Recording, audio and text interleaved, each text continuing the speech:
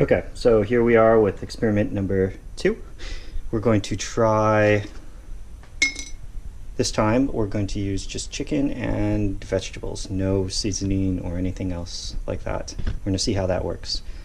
Alright, so the vegetables I got were this Italian blend. It's just standard frozen vegetables. Sorry, I'm doing this one-handed. Pour it in first.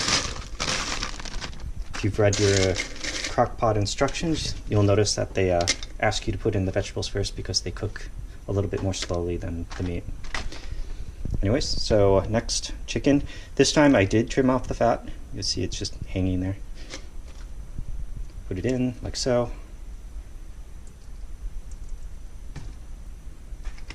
Right, like so.